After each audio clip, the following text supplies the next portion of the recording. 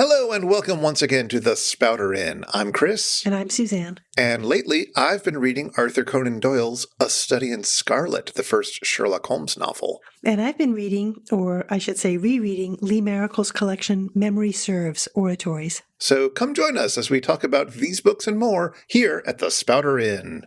Ho-yo-ho, ho-yo-ho, ho-yo-ho. So it's February, and I've had a bit of a plan or a theme for my year of reading, or at least something I kind of want to do this year, which is finally get around to reading all of the books that my wonderful and clever friends have put out in the last couple of years. Well, that's a tall order. Oh, it is. And this is maybe not entirely relatable to all of our listeners, but I bet some of them. If you have friends who are writers, they put out books and then you get very excited for them and you get very excited about getting the book and maybe you pre-order it, maybe you order it the first day, maybe you go to the launch party, you take it home, you're excited about it, you flip through it even, you get more excited about it, and then maybe you don't ever get around to reading it. Do you have this problem? Oh man, as you're saying these things, I'm feeling all this shame. Like, so for example, we talked about Anthony Oliveira's Dayspring back when it came out. Yes. And I'm like, wow, that looks great. And I was so fascinated by the visual layout of it, the way there's rubrication. Ordered it immediately. It's still sitting next to my bed. I've read the first 20 or so pages of it, and then I got distracted.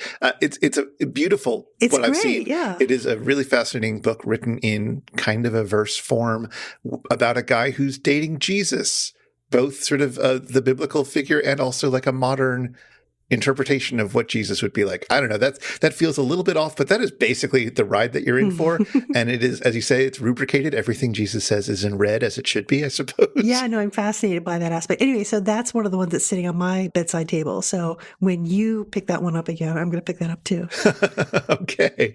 Also, friend of the network, our fellow Megaphonian, Jared Pikacek, had a book out last year, which I was very excited by, which I picked up. It's called The West Passage. It's a strange fantasy book about, an elaborate city and some mysterious ladies who are running everything. And it looks great. I'm super excited about it, but it has been almost a year now since it came out, and I still have not properly sat down and given myself the time to actually read it. And I feel terrible. Well, as long as you feel terrible about it, I mean, that's the important thing. I have a slightly less shameful story. Matt Gabrielle and David Perry's book, Oathbreakers, came out not too long ago. The subtitle of it is The War of Brothers That Shattered an Empire and Made Medieval Europe. So naturally, I had to look at that immediately. And so I have read that, and it's a really well-written account of, political turmoil in Carolingian and post-Carolingian Europe, which sounds very dry, but they write it in a really good way. This is a compliment that sounds like it's not a compliment, but it really is. It is a perfect book to get for your aged uncle, or you know what I mean? Like if you're, it's a dad book. It's a dad book. It is such a dad book, in a good way, right? So that if you want to convince somebody that wow, this is a really important period of time. It's really interesting. There's all kinds of stuff to be learned there. It's perfect for that kind of gift/hint that there's something else to be learned. Now, those are like academic friends of yours. So there's a sense in which not only is it a friend thing, but it's also a bit of a professional obligation to keep tabs on what's coming out in the field. Yeah. Do you have that coming up with friends who write creative fiction that is maybe less professionally important for you to read? Well, that's a really interesting question. I think I'm less in that world than you are, but it is something I still keep an eye on because I have friends who are academics, but who also write other kinds of things. Like we both know Irina Dumichescu, for example. So people like that, but I'm not as connected to the fiction writing world, I guess. Yeah. I mean, similarly for me, I'm not as involved in academia anymore. So academic books are less likely to feel that weight. But, Carla Millett, who's been on the show before, put out a book a few years ago called Lives of the Great Languages, which is it's so good. Entirely up my alley. I have a copy of it. I should read it. That would be fun. I would love to talk about that. So I have started this year in making some progress through a few friends' books. I read a book of poetry that came out in 2016. I felt really bad that I had put it off this long. But a friend of mine, a poet out in Portland named Jen Coleman, put out a book called We Denizens. It's very smart. It's very funny. It's very approachable while also being very experimental and weird. Really interesting collection of pieces about thinking about mortality, about her father coming down with Parkinson's, about the state of politics at the time. It's coming out in 2016. It's really great. I really loved it. And after I read it, I did what every responsible person who has a friend who makes creative stuff does. I wrote her an enthusiastic email about how much I loved it. And then she wrote back and was very appreciative. But it turns out the book is now out of print. That's poetry. It's really annoying that way sometimes. So hopefully everybody write to the publisher, say that you heard that. It sounds really cool. And let's see if we can get it back into print. It probably won't happen, but we can always dream. It happens. It happens sometimes. Well, and actually, the book that you decided to reread is by somebody who was a friend of yours. So I think that's very appropriate. That's true. I wasn't even thinking about it in those terms, but you're absolutely right. And it's so neat to be going back to Lee Maracle's Memory Serves, a book that we read together at the end of our first year. That is in January of 2020. I hadn't realized it was exactly then. And it was when we were first experimenting with the format of, at the beginning of a new year, reading something that was a little out of the box, that was a little bit different, that was a little unexpected. And so I went back and listened to the conversation we had way back then.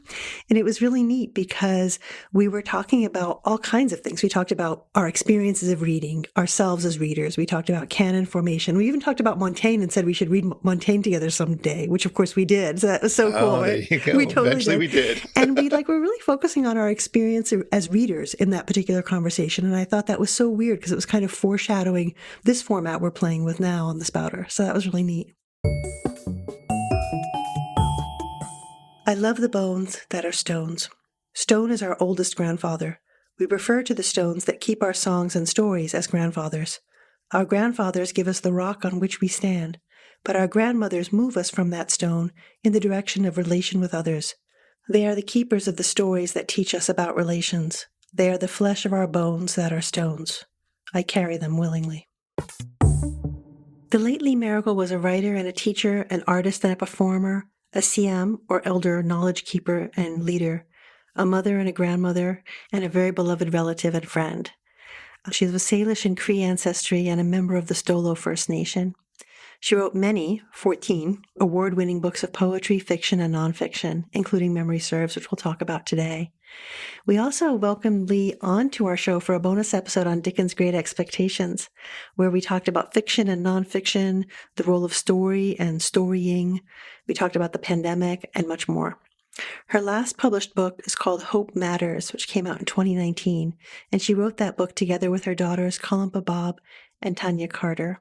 And that loving collaboration is a beautiful note to end on when we think about her writings, and we come back to them today. We also talked about her book, I Am Woman. Yeah, and that was a really great experience. We've come back and back to her work, and now we're coming back to Memory Serves again, but it's almost like we've kind of come full circle, and it looks different because we're different, and we're in a different place. Yeah, I mean, I suppose it's surprising, but I also always got the sense that she was incredibly meaningful and transformative person for you to engage with, both in her writing and then as a person. Yeah, no, that's absolutely true. And just to be clear, I don't think I'm special in that way. I think she had that kind of effect on a lot of people. I keep seeing work coming out in different kinds of ways that's been inspired by her directly, for people who worked with her or through her writings or through other kinds of performance. She's somebody who planted so many seeds.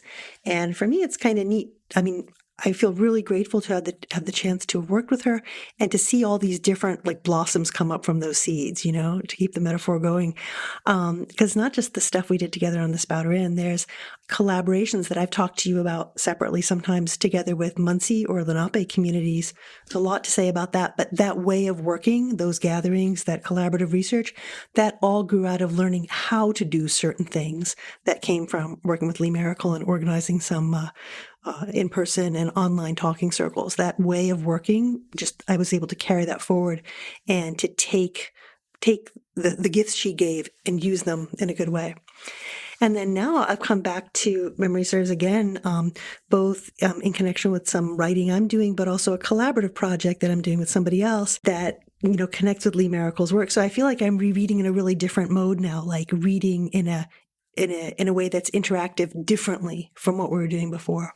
So how does the book read to you now, 5 years later, after you've been living with and thinking with and, letting those seeds germinate and grow? Yeah, no, it's a really neat question. What I found myself doing today when I was kind of picking out a couple of passages from the book that were interesting to talk about, I was looking for the passages that are still so opaque to me. Do you know what I mean? Like Yeah. when we were reading together first, you look for the parts that you are interested in, but also that you feel like you're making progress and unpacking. You may not understand them completely, but you got something to hang on to, right? And so now it's far from feeling like I've completely digested this book. Like I feel like there's still going to be a lot more to be learned from it over time. But I'm looking for the places where I'm like, something is going on here and I understand like 2% of it. And I want to understand more. And I think one of the reasons why I was gravitating to those passages, getting ready for today, was because I've been rereading Memory Serves against the foil of another piece of writing, an article that was originally a master's thesis, but was then published as a long article by Walter Lightning. He's a Cree or Nea person who wrote this piece called Compassionate Mind, Implications of a Text Written by Elder Louis Sunchild.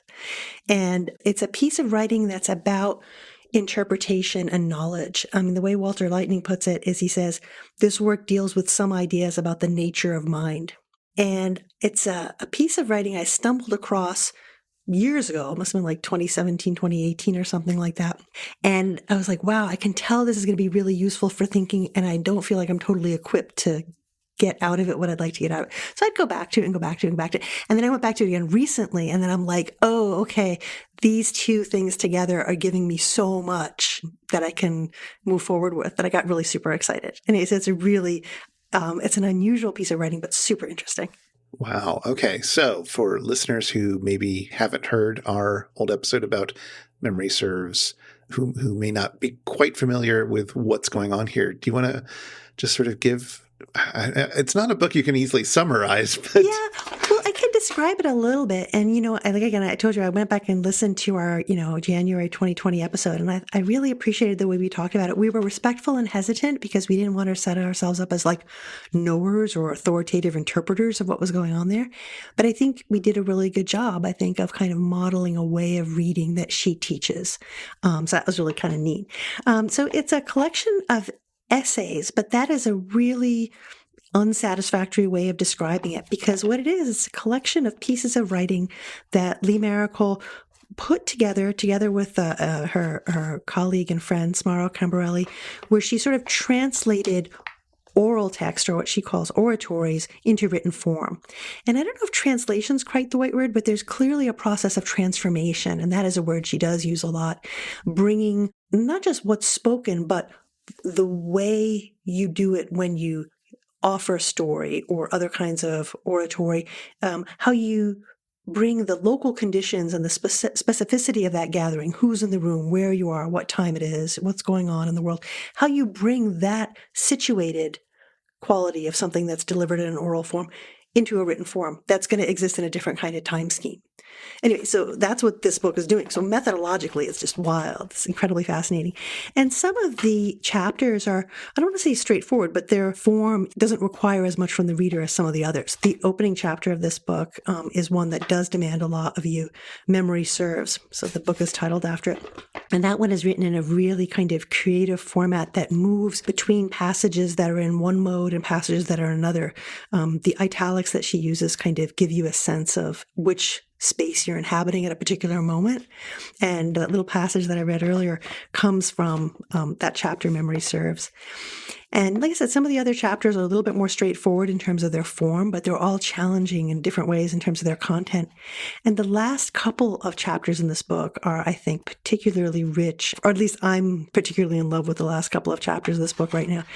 Dancing My Way to Orality, which is the second to last chapter, and then Oratory on Oratory, which is the first piece of hers I ever read. Her, I want to say encouraging, was more like, you must go read this. It's also, I think, the first piece of hers that you read, because I, was so taken by it. I was telling everybody I was close to read it. Yeah, you were. Yeah, you sure No, were. but it's And like, not wrongly. yeah, well, I think, if I had to like put my finger on one thing that I so appreciate about this book of hers in particular, I mean, all her writing is wonderful, but this book in particular, is it's so, so layered. I mean, to use a metaphor that Walter Lightning uses in his Compassionate Mind, it's like an onion. It's like the layers of an onion, or like a time release pill or something. Like you get a certain amount of what you're reading at a particular time, and then you go back and there's something else that you didn't see or you didn't recognize. And I don't think I've rarely read a piece of nonfiction that was so layered in that way. Yeah, I remember some of the pieces sort of being layered in more obvious ways, like that first essay you described, which intertwines a few different sort of temporalities. There's like a conference and then a scene with her daughter, as I recall. And like these are all sort of, you move from one to the other in this way. But so in addition to a kind of formal interleaving or intertwining, you're also getting this like richer thematic, like these ideas unfold over time as you grow into them. Yeah, you're in all these different spaces in that opening chapter. As you mentioned, there's this conference that she's got going. There's this conversation with her daughters that's taking place. There's this sort of discursive mode that's happening also. And then, in the passage that I read and a number of other ones, she's offering sections from a foundational story in her community that, like, I don't know, I guess people would wrongly sometimes describe as like, I don't know, like myth or legend or something like that. Those are really useless terms for it. Because there's different kinds of story. There's individual story. She writes about this elsewhere, where, people are writing story from where they stand, right? And then there's story that is held within the community in a certain kind of way. And she's rendering parts of that story, of that community's story. And one of the reasons, I guess, that it resonates so much for me is I heard her tell that story. I remember when we were working together with Lee Maracle, planning in-person talking circles that happened up at Toronto.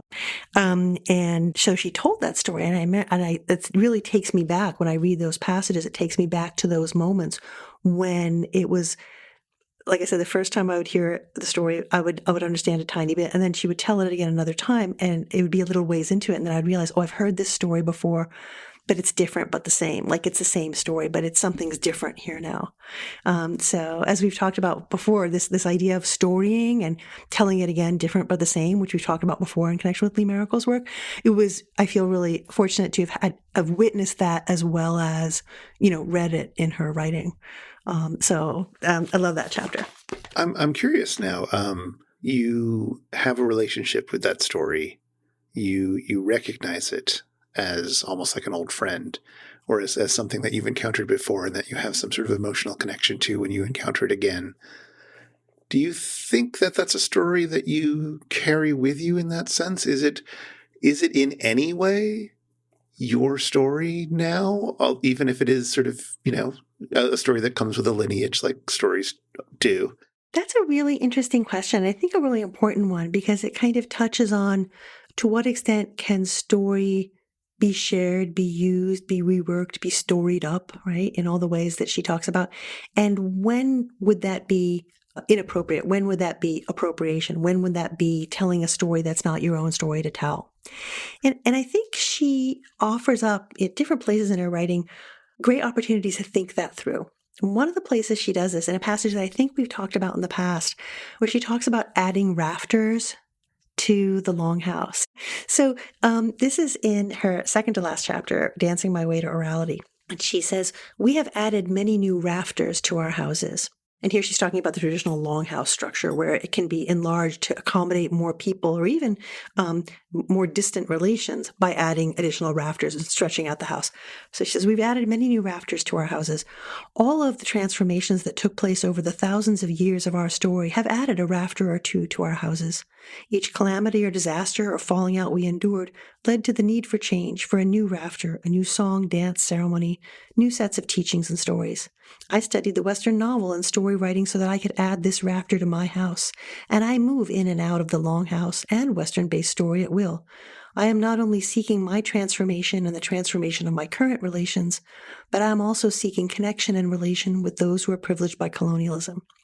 So there in that passage, she's kind of setting out for herself the terms on which and the conditions under which she can inhabit these multiple story worlds. And so you might think, well, maybe then it works that way for everybody. You can mutually inhabit story worlds, right? But because of this colonial framework, right, there's this historical kind of and continuing power imbalance that makes it different, right? Doesn't mean it's impossible, it means it's different. So speaking for myself, thinking about this story, I do hear it, I don't know about as a friend, because it's kind of an ominous story, but I recognize it as a familiar face.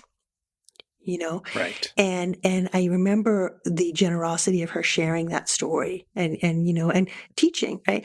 One of the things that Walter Lightning talks about in this Compassionate Mind piece that I've mentioned, he talks about the elders he's learned from, and he emphasizes their love, like how loving they are, and some beautiful anecdotes that we might have time to talk about.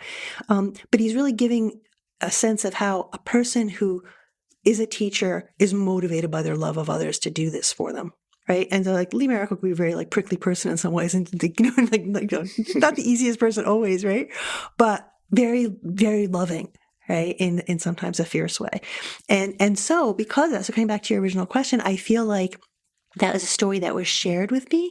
And so I could imagine there ever being a circumstance when it would be appropriate for me to bring out that story as I knew it, but I would do it in a way where I was saying this is this thing Lee Maracle used to say. And then I would, Oh, you yeah. know what I mean? So, I mean, I'm just framing it that way because that lineage of the story is part of the story.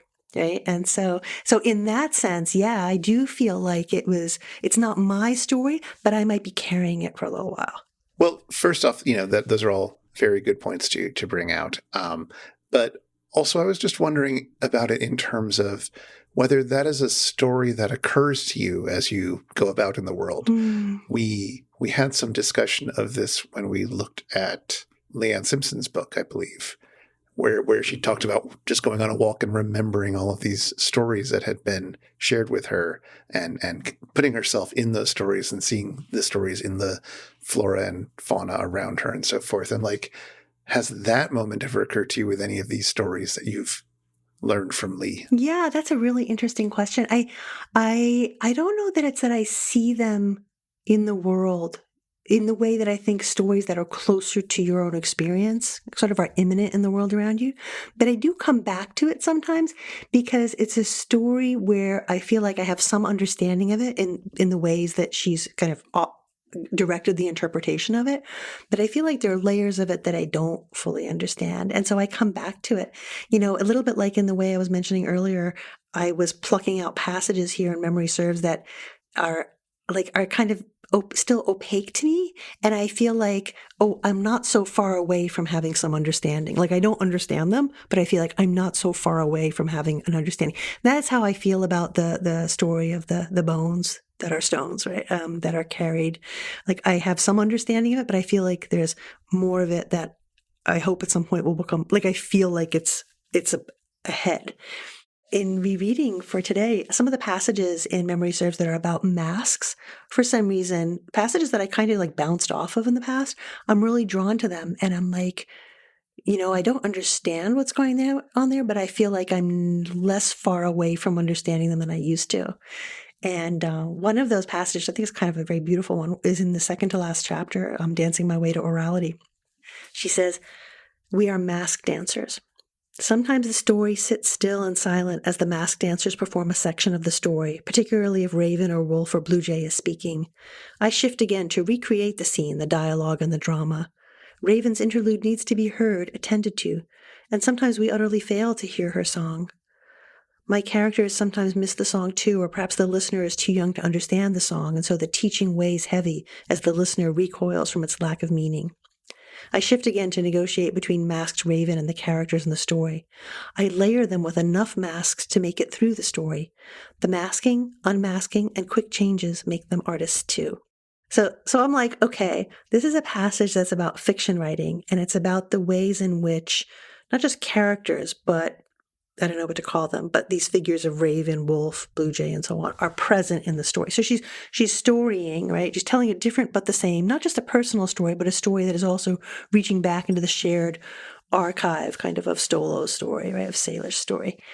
And masks are really important in this, right? So I think about masks in terms of performance and so on, but here they're functioning in terms of the act of writing fiction, right? So I can kind of make sense of it by having recourse to what I've learned from that sort of Eurocentric Western formation of how you talk about fiction, right? And even just that word fiction is, but she's clearly doing something different. And so I feel like I kind of know what's going on. I kind of don't. Yeah.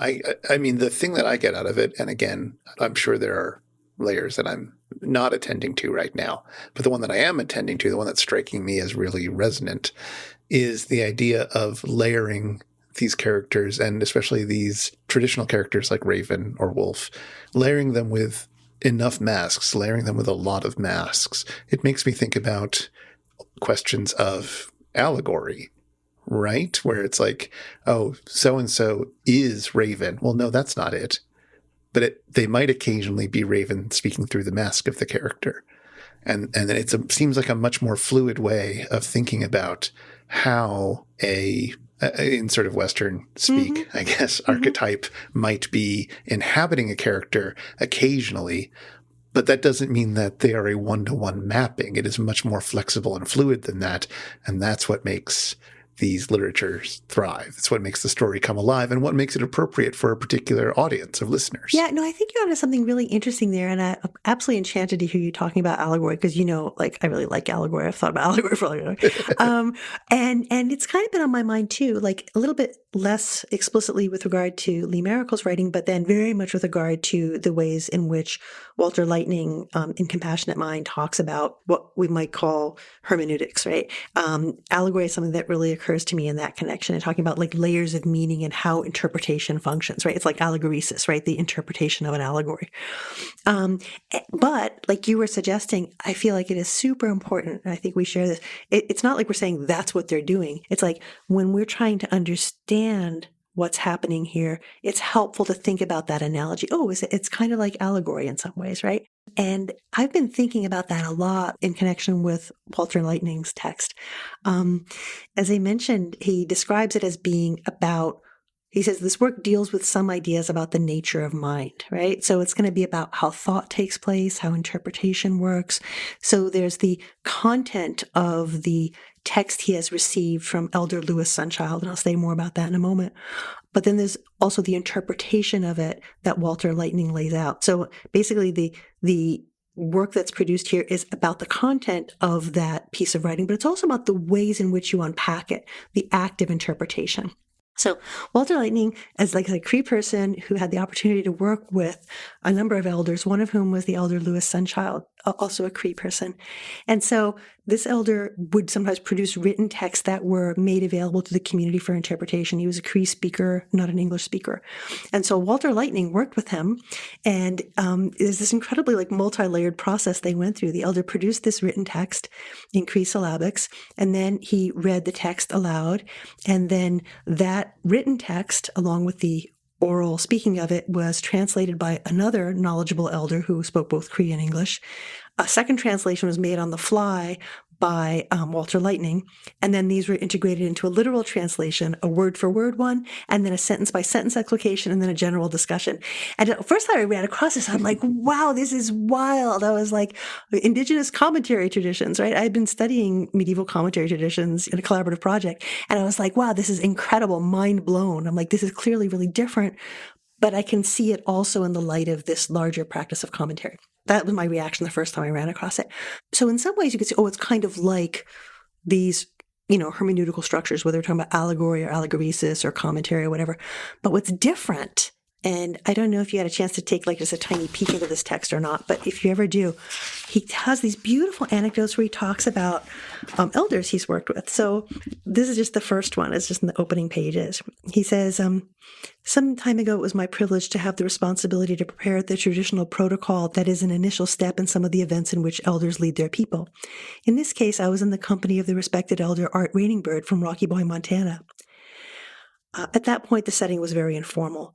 I looked at him, and the realization of who was sitting there made me realize how little I knew.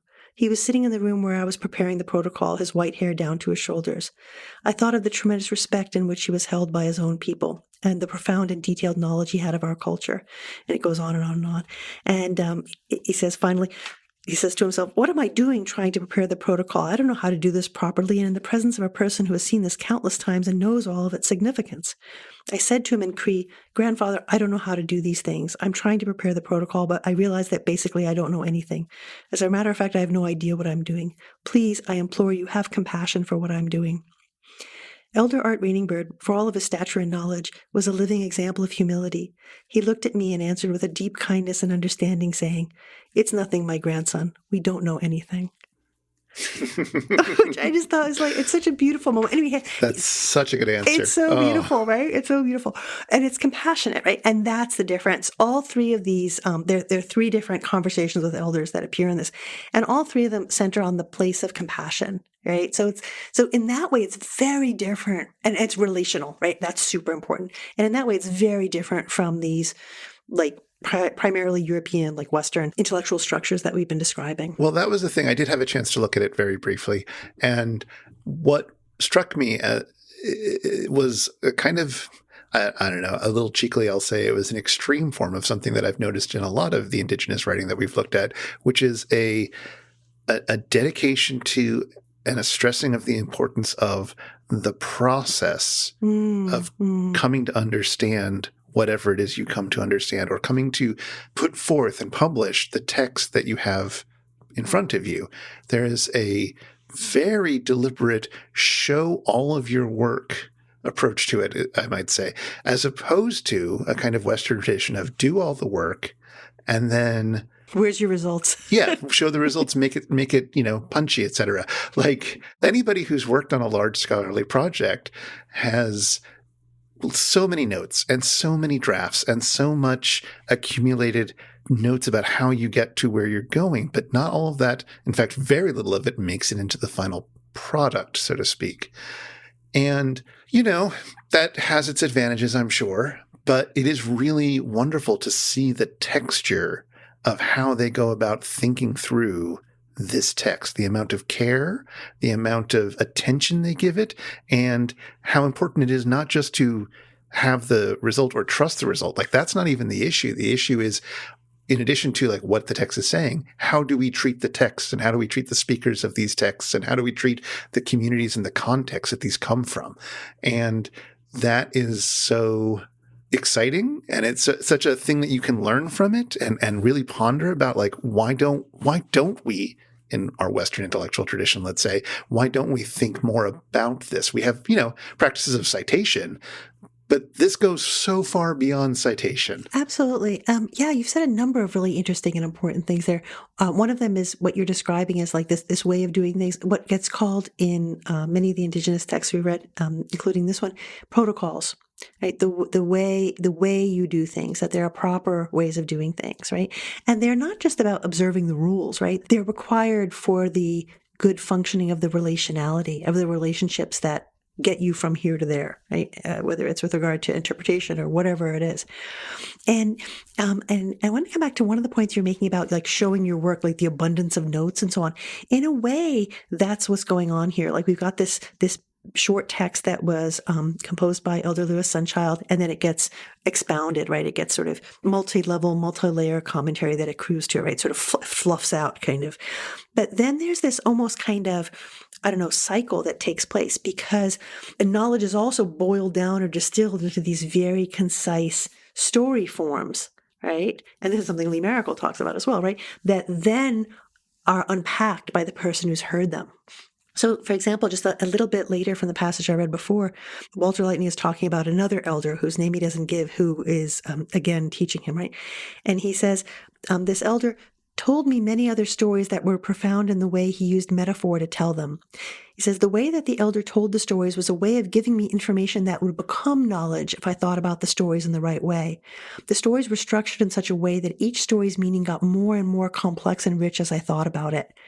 Right? The elder knew I was not ready to understand the deeper systems of meaning and could not take it all in at once. So he constructed the story so that its meaning would continue to unfold. So it's almost like a machine or something like that, right? That goes on over time. And it's really poignant. He goes on a little later to say the elders would tell these stories in metaphor because they knew that for us to understand them would take time. He says, now in retrospect, I'm uncovering these new meanings, even after some of the elders who told them to me have passed on.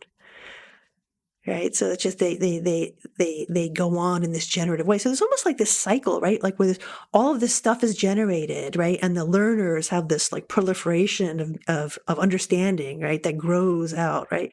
And then the ones who become teachers learn how to distill that down to this really condensed form where they can again pass it on, right? And it again will kind of it's again it's a little bit like this the seed and the flower, right? Like it'll become this like tiny little compact thing which will go out into the world, and then it will grow again and flourish. And that so there's this like it's not the same way Lee Maracle talks about storying, but this cyclical quality it's very complementary, I would say. Isn't that wild? Yeah, that is lovely. And just from looking at the Walter Lightning piece, so much of that just jumps off the page quickly. Even without having spent the due time that piece surely deserves, it exudes that care. Yeah, it's a very beautiful piece of writing. I absolutely love it. And again, it's got like enigmatic moments. Like, before I was pulling out a couple of like moments in Lee Maracle's memory serves that are particularly opaque to me in a way where I'm like, I almost understand that, but not quite. There's this one moment in, there's many moments in Walter Lightning's text that I don't feel like I have a full understanding of. But there's this one that is one of the ones where I feel like I kind of almost and kind of don't get it. Like it's that threshold. And so it's right before he tells that story about this third elder. He says, several years ago, there was an elder who often said profound things in his answer to questions that I posed to him. And he says, one of my questions was not so much a question as a whole series of ambitious inquiries. And so the elder replied, he said, his response was that for me to truly understand, to grow in awareness of all, my mind must be like the plume of an eagle. And he says in parentheses, the plume is the soft, downy part of the feather. It may be many years before I begin to comprehend the meaning of that statement, and maybe the statement is designed to affect precisely the kind of inquiry to which it has led me. Maybe the elder knows that it may be years after his passing on that meaning will develop and grow from life experience, study, and observation. Right, so he goes on a little bit and concludes the knowledge seems to be layered like an onion.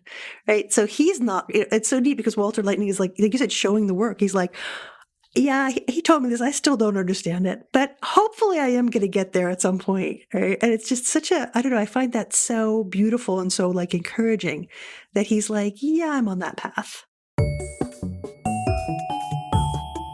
All this seems strange to you, continued Holmes, because you failed at the beginning of the inquiry to grasp the importance of the single real clue which was presented to you. I had the good fortune to seize upon that, and everything which has occurred since then has served to confirm my original supposition, and, indeed, was the logical sequence of it.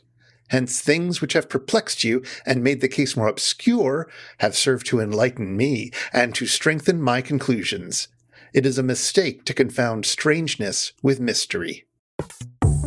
So, A Study in Scarlet, it's the first Sherlock Holmes mystery. It was published in 1887 as a story in Beaton's Christmas Annual before appearing as a book the following year. It's a short novel, only about 100 pages, but wow, has it got a lot in it. And I decided to finally get around to reading it. I had never read any Holmes before. I was going to say, I was pretty sure you had never read it. So how did you like it? Well, I thought it was really interesting. I mean, I thought it was interesting enough to be worth talking about. But I will say, I want to say that I read it because not only did you bring it up last month when we were talking about The Name of the Rose, which refers to Study of the Scarlet, makes an allusion to it at some point, but also in my other podcast, we are looking at a movie that has Basil Rathbone in it. Ah, lovely. So it's like, okay, we're going to talk about Holmes some more. Maybe I should finally get around to reading it. Also, I used to nag you that we should do Sherlock Holmes like years ago. So it's delightful to have finally gotten to him. I mean, it's been on my to-read list, but that list is a library that is in danger of collapse.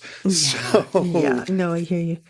So what kinds of things did you like? What were you drawn to? Well, first, maybe I should give a little overview. I'm not going to have full spoilers, but I guess, it's a mystery book, so there might be some spoilers. So you've been warned. The book begins with John Watson, who's a young doctor who's just returned from the Afghan war, being introduced to an eccentric young man named Sherlock Holmes. And the two find it very agreeable to become roommates. And before long, Scotland Yard comes along asking for Holmes' assistance, and within just a few days, he's figured the whole thing out and apprehended the killer of a dastardly crime. And while the police take credit for solving the crime, Watson decides that the world must know about this guy's incredible detective work. And so he is the, nominative writer of the book.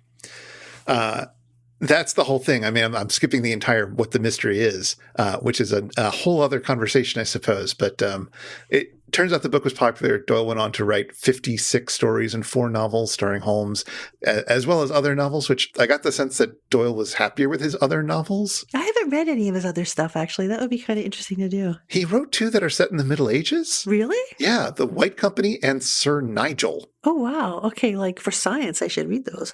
Exactly. It's your public duty. This is such a weird little novel. Well, it's weird in multiple ways, right? Because like one thing is it's like establishing, like you said, it's the first thing, right? So it's kind of establishing the character, the whole idea of Watson as the, amanuensis as the writer who's going to chronicle, like it's setting the stage for so much that's going to come.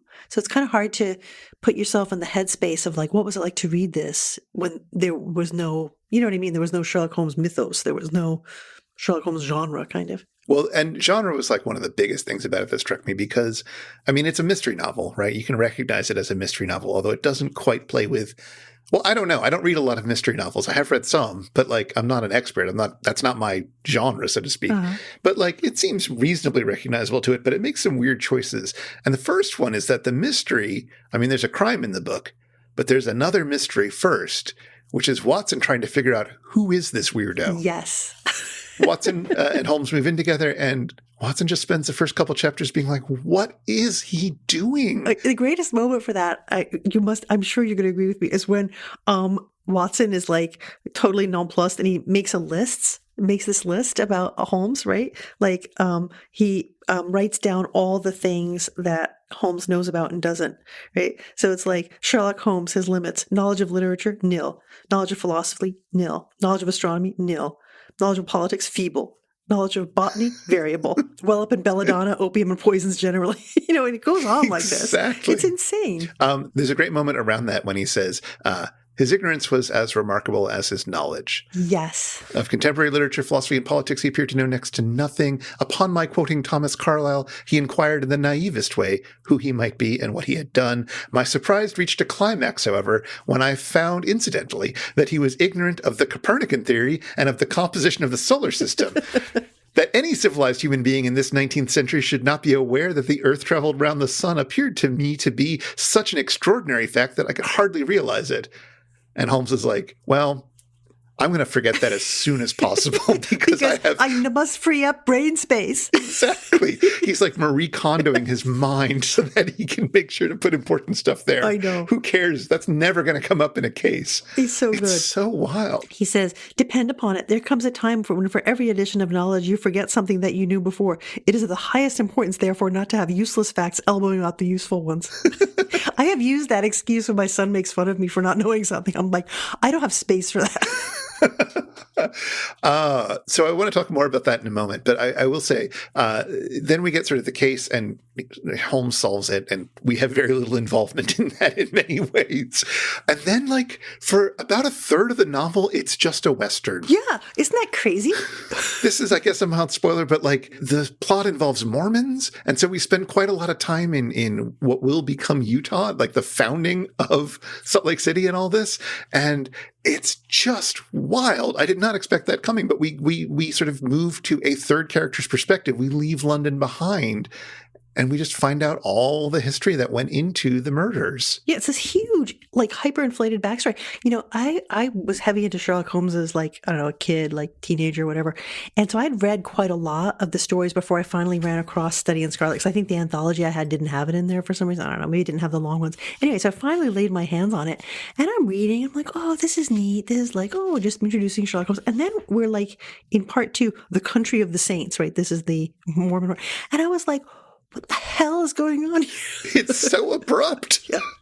You're suddenly 40 years earlier or something, and you're just, it's so wild. It's such an interesting choice. Like, it's so interesting that this book, which defined a genre in some senses, I mean, I know there are other things before it that even get mentioned in the book, and there are other things that will refine it into more like the classical mystery book that we think of today, I suppose. But like, it's just not correct as a genre. piece. And that's fascinating and great. I enjoyed that about it. I enjoyed that it kept the mystery was silly, but the structure of the book and some of the ways that it presents the characters was really striking to me. Yeah, like just structurally, it's so bizarre because the end of part one, it's like they've captured the criminal, right? They've solved the case basically, and Sherlock Holmes is like, "Now, gentlemen, we have reached the end of our little mystery. You're very welcome to put any questions that you like to me now, and there is no danger that I will refuse to answer them." Then we're in the country of the saints, and then we kind of pop back out again, like toward the end for this like very short little resolution. And what do you make of that? Like, what do you think is going on there in that last section? Well, I mean, we have to wrap this up somehow. So of course we have to get back to it. We have to actually apprehend the criminal, and then we have to come to a sort of satisfying ending because it turns out that things are more complicated than they seemed. I think it does a good job of that, but it is very strange. And it also sets up what I assume keeps happening in other stories, which is the Holmes and the police friction. Yeah. Right? Like they depend on him, but they also don't want to credit him, but he's going to become famous anyways. I know that like these books sort of exist in the universe of later Holmes books. So I assume that becomes less of an issue, but I think there's always some tension. Yeah, that's that sort of ongoing frame, right? That like larger kind of structure of the Sherlock Holmes corpus, kind of, right? That the genre right develops into.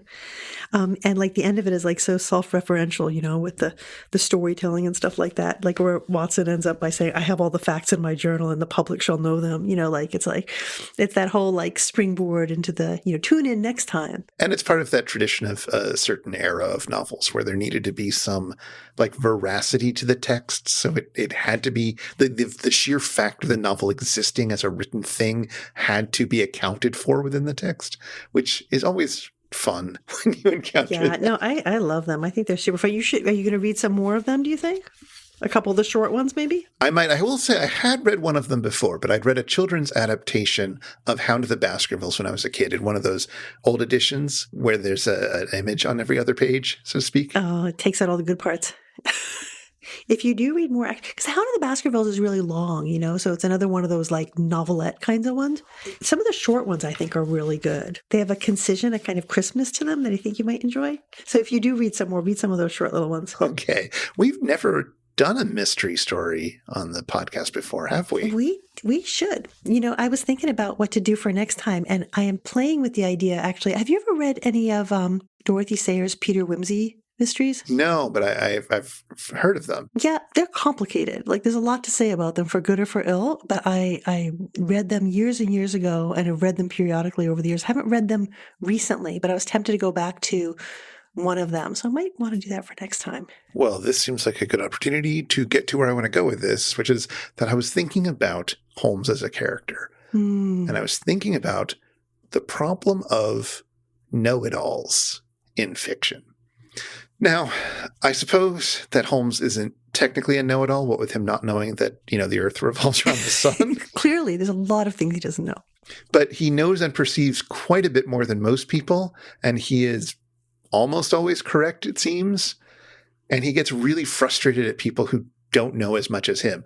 There's a cop who finds the body, who misses a small detail, and Holmes chews him out. He says, "I'm afraid, Rance, that you will never rise in the force. That head of yours should be for use as well as ornament. You might have gained your sergeant's stripes last night. The man whom you held in your hands is the man who holds the clue of this mystery and whom we are seeking. There is no use arguing about it now. I tell you that it is so. Come along, doctor." And he and Watson leave.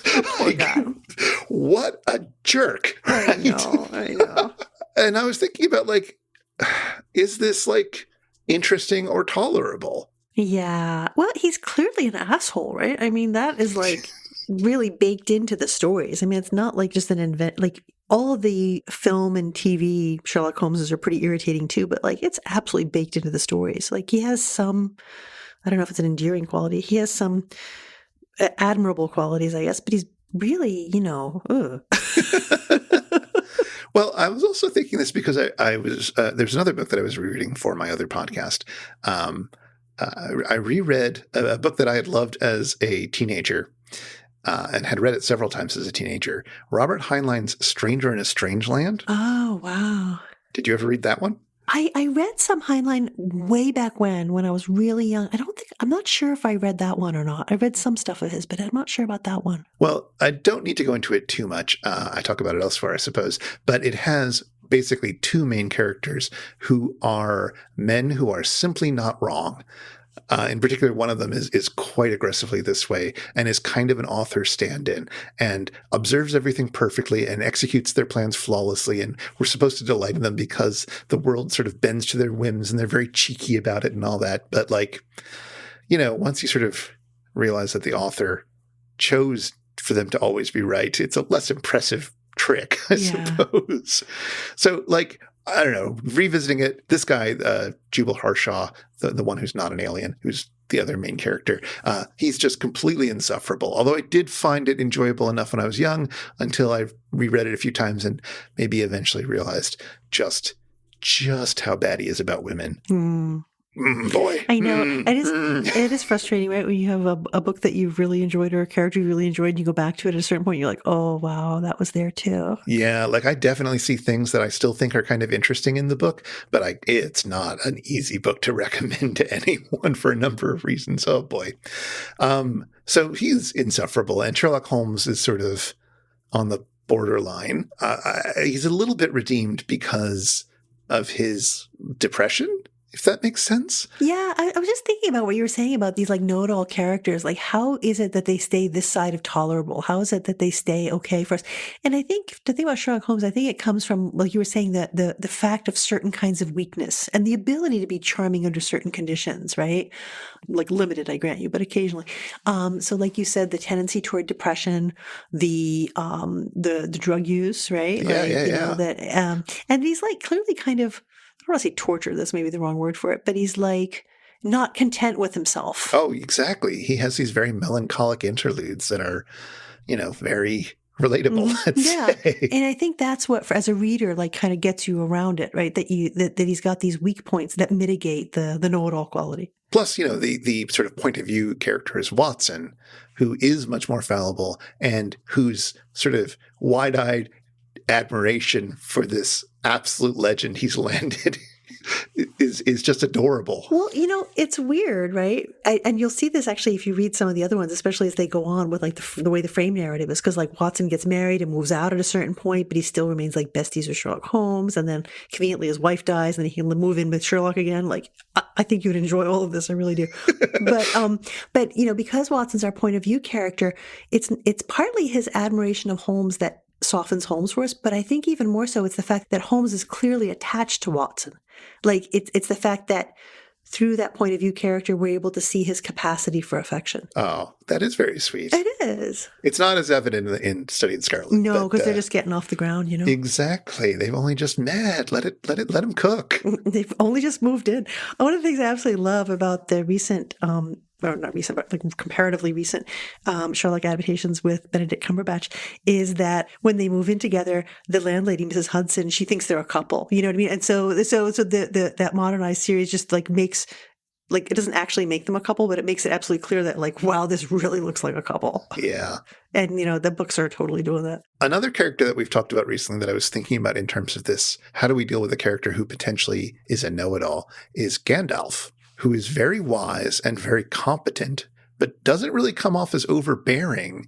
And we talked in our episode about Return of the King about a moment when Gandalf, importantly, was wrong, right? Where you made that lovely point about Pippin convincing him to come inside and help with Denethor, despite Gandalf thinking he is needed and essential on the battlefield, and that it was probably very important for him, in fact, not to be on the battlefield at that point. Right. So I don't know if there are other moments in the book where Gandalf is wrong. There's definitely moments where he doesn't fully know things, but is he fallible? That's a really interesting question. He seems like someone who protects himself, so to speak, from fallibility. It's not that his knowledge isn't limited sometimes, because it's when they're trying to figure out about Moria, right? He's having a really hard time to figure out about whether they should try to go through Moria or not, right? And it turns out his hesitation was really well founded, right? But his obvious affection for others and his kind of willingness to not rely on his own power and not always rely on his own judgment, those are things that kind of mitigate against, I don't know, a tyrannical impulse or something. I mean, the fact that he's anxious to stay away from the temptation of the ring, all these kinds of things. Yeah. No, that makes sense. And also like his enjoining pity and things like that. Like he has all these qualities that mitigate the know-it-allness. But you're absolutely right. He's totally a know-it-all character. There's no question about it. Exactly. He's very humane. And this led me down a path because I wanted to think a bit more about specifically detective novels. So I decided to read some more of some writers who I'd read other books by, but I meant to get around to reading more. So I finally got around to reading Farewell, My Lovely. Oh, wow. By Raymond Chandler, whose novel The Big Sleep I've read a few times and quite enjoyed it. I have never read any Raymond Chandler, and I've always wanted to. Tell me about it. Oh, okay. Go read The Big Sleep. That is fantastic and delightful. The sentences are incredibly well written. Ooh. They zig when you think they're going to zag. It's really remarkable writing. Philip Marlowe, who's the detective in these, is very good at noticing things. But the thing that makes him, I don't know if it's relatable, but the thing that sort of takes him down a peg and makes him a bit more tolerant to be around, in addition to him being like a very good guy who's like generally fighting for the side of right and whatnot, he spends a lot of time in Farewell, My Lovely making fun of the cops because they refuse to investigate the murder of a particular guy just because he was black and therefore is not as important to the LAPD. But Marlowe puts his body on the line a lot. He gets beat up a lot. He is, in the middle of Farewell, My Lovely, he is drugged for 2 days and is trying to fight his way out of a haze that he's had induced upon him. Like, he gets punished physically a lot. But, you know, his skills, his acuity with mental stuff and his sort of moral compass in doggedly following leads and figuring out what was actually going on, even after everybody else has stopped wanting him to, is sort of what's supposed to win you over about him. That sounds fun. So you said start with The Big Sleep and then go on from there, huh? Yeah. Those are now the two that I've read. And The Big Sleep, I think, is a better novel than Farewell, My Lovely. But, you know, I enjoyed Farewell, My Lovely as well. And then I decided to read the ABC Murders. The Agatha Christie? The Agatha Christie Hercule Poirot book. Oh, woot. I've always wanted to talk about those together. I've read a few Christie before, especially The Murder of Roger Ackroyd, of which we will not say anything here, except that I guess it's technically a Poirot novel, but he only shows up at the end, as I recall. So this was much more what I understand a classic Poirot novel to be, where he is following the whole thing. Really fun book about somebody who's being very methodical and alphabetical about their murdering, which I loved. I was going to say, it's a perfect one for you. If I was going to recommend Agatha Christie to you, I'm like, that's the one. So systematic, so orderly. And of course, it's super fun because Poirot, and I get maybe Christie, is completely making fun of the Holmesian approach to solving crimes. It's like, oh yeah, I'm supposed to pay attention to the dirt on somebody's feet and say, oh yeah, you've just come back from Afghanistan. Like, no, that's a silly thing to do. So instead, he wants to figure out like the psychology of the situation. He wants to understand people and motives. He uses the little gray cells. Exactly. He uses little gray cells. And one of the like key insights that helps him solve the case comes from his Watson, his assistant, Captain Hastings, who is a bit more of a bumbler than Watson is. The good Hastings. Exactly. But he says something that's sort of naive and innocuous, but it eventually is like, that's the key. It unlocks the case for Poirot. So like, Poirot is not interested in the kind of know-it-allness that Holmes represents. And the type of knowledge he knows is something very different. And he also values a kind of naivete, right? Like he seems to appreciate that smart things are said by people who aren't trying to be smart. Yeah, it's interesting. I mean, there are some ways in which the whole Poirot-Hastings relationship really does map onto the Holmes-Watson thing. Like, but you're right that there's a really interesting difference. And yet there's like a common ground, right? And like the way that for Poirot, he's not going to like, you know, examine the mud on the bottom of the shoe, but the idea that it's a puzzle, you know, and you have to just sort of sit there and reflect. That's how he puts it, right? It's a little bit like when, you know, Holmes goes into these like sort of catatonic states where he's like, you know, doped up on cocaine and figuring out what happened. So there's a little bit of that common ground, but you're right that it's a beautiful variation on a theme, right? Yeah. It's a different tradition of like, what is knowledge? What is important knowledge? And what do we do with it? Yeah. And it's fascinating to see those kinds of questions about like, what do we value in knowing coming out of these. I mean, it makes sense. It makes perfect sense as you think about it, that a mystery novel is all about how do we know what we know, right? Yeah. I mean, that's why, I mean, there's a lot to say about this. We should definitely talk about this again another time.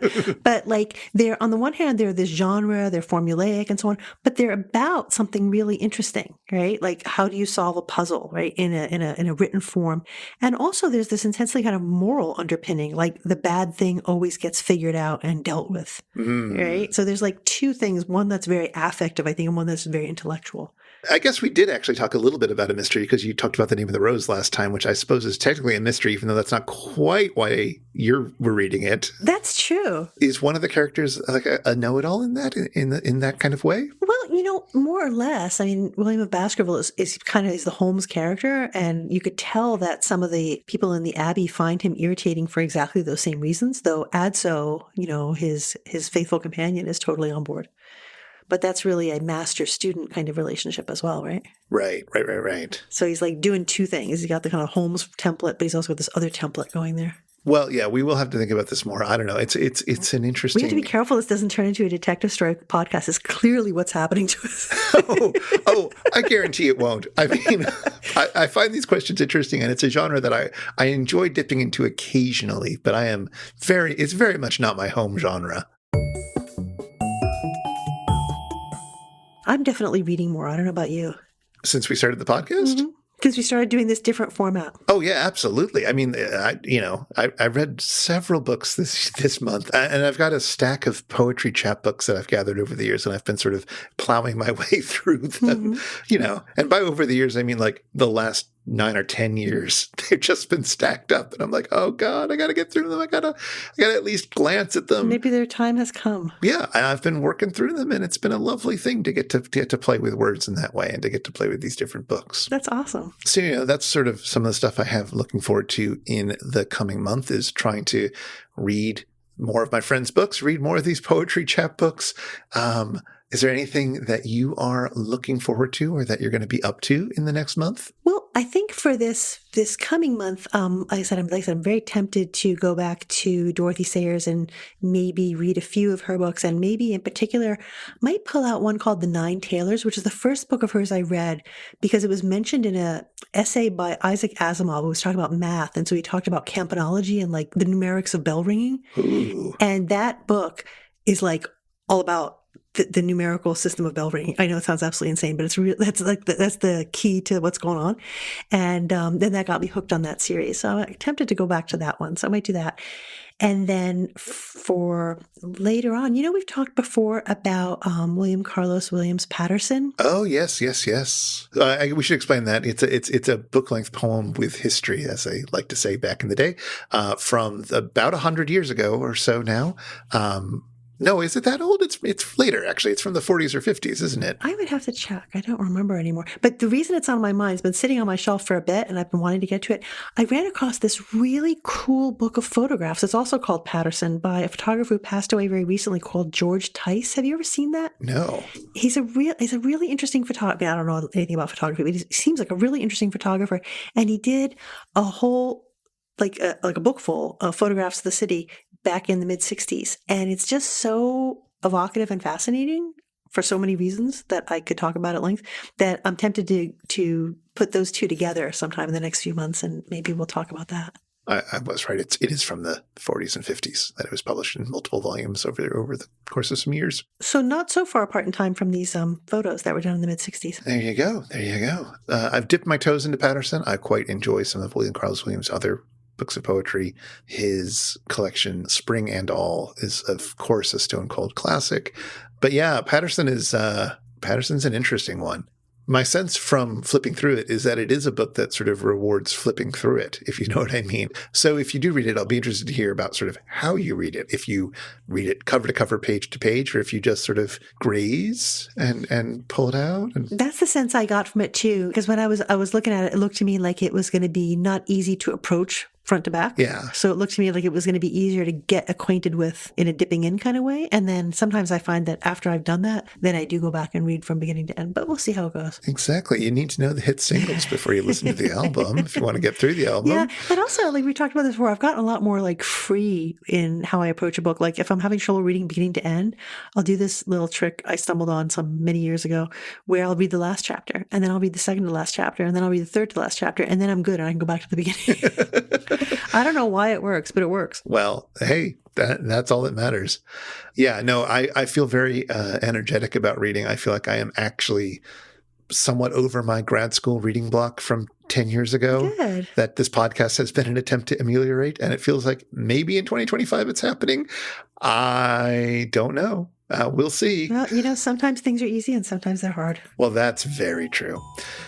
All right. On that note, listeners, if you'd like to get in touch with us, you can email us at spouter@megaphonic.fm or we're on Blue Sky. Either way, we'd love to hear from you.